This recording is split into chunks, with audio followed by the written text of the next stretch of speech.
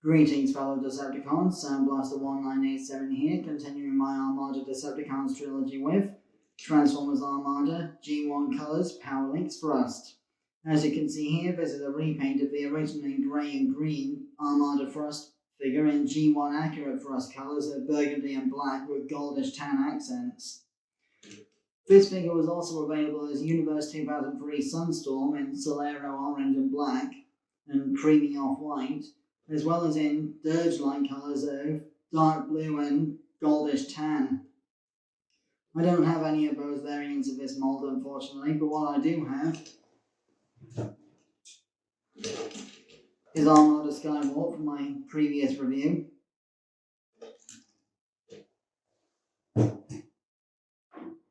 And his mini-con partner Thunderclash, for size comparison. For gimmicks in this mode, Thrust has one spring-loaded missile launcher on his mini-con partner Inferno. Just pull Inferno backwards slightly on his mini-con peg on the tray at the back of Thrust vehicle mode, and the missile fires forwards. And he also has two pressure-launched missiles attached to the side of the jet, which form the shins of the robot mode. These are also on swivel joints, so you can aim them up and down. Well, I say down, but the wings are in the way, so they'll have to wait till robot mode. So, to transform Thrust, first remove Inferno from the back, like so. Then split the engines at the back, and fold Inferno's cargo bay tray back, like so. Then bring the nose cone up like so, folding the landing gear. Then, this is very important, you want to rotate first at this joint and then at the head itself, so that everything's oriented correctly. So that this post here can go into so that this ridge here can slide into this notch at the top of the neck here. Leave that for now.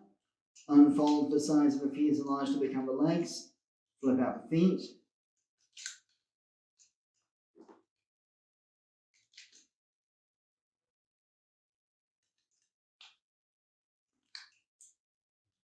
And bring down the thrusters to become the arms.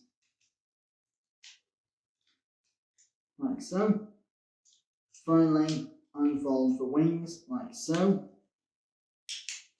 Rotate them 180 degrees so they're pointing the other way up, reattach them, and tilt back the nose cone to reveal the face.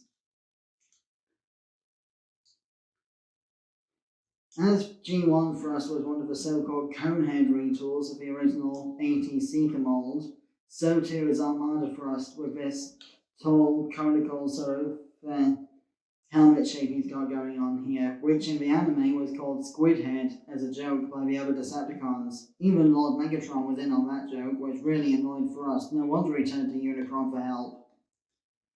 So, as you can see here, we have G1 Colors Thrust in his robot mode.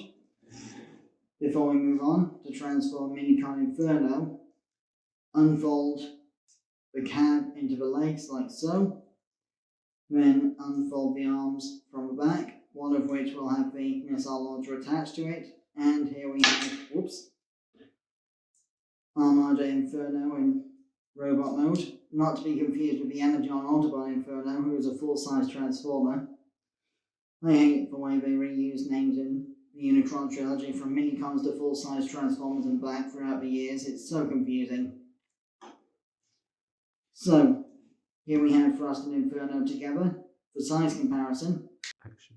And here we have Armada Powerlinx Thrust and Inferno with Transformers Armada Skywarp, Generations, War for Cybertron Trilogy, Kingdom Cyclonus, and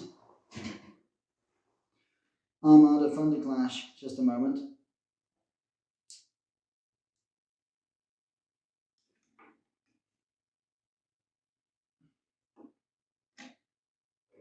Putting these guys off to one side for now.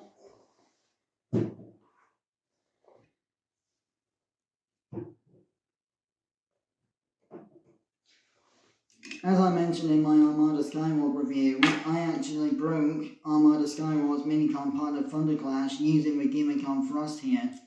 So the idea is that, when the wings on Thrust's back are extended like so, using the minicon peg on the chest would make the wings on his back spin as a tornado of some kind. Like so. Hang on.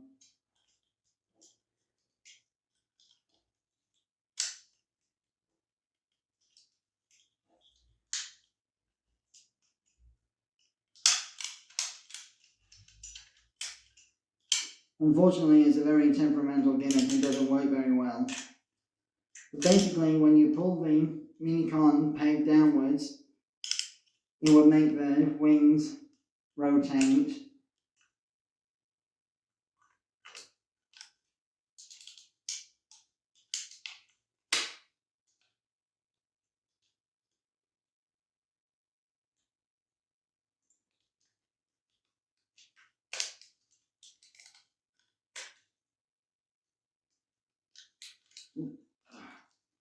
So, thrust articulation, pretty good for an Armada figure, but still not ideal compared to later figures from Generations lines and such like.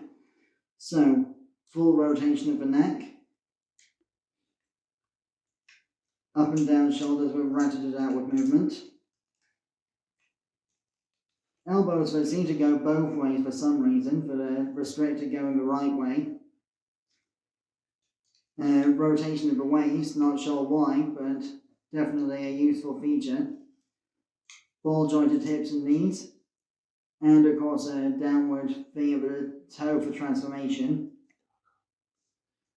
The pressure launch missile launchers on his chins can be rotated as well if need be. And of course Minicon Inferno still has his spring-loaded weapon, which can now be fired from this button on the underside. Inferno's articulation is also average for that of a Minicon, but still better than others.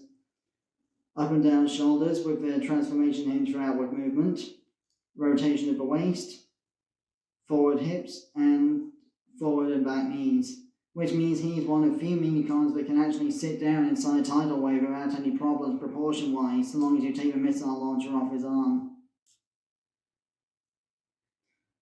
As you'll see from my Tidal Wave review, some Minicons can and some can't sit inside his vehicle mode compartment properly, due to the proportions of the Minicon's robot modes. So that concludes my G1 Colors Armada Thrust review. Join me next time when I will be returning to Transformers Armada with Blur. Until then, till all are one.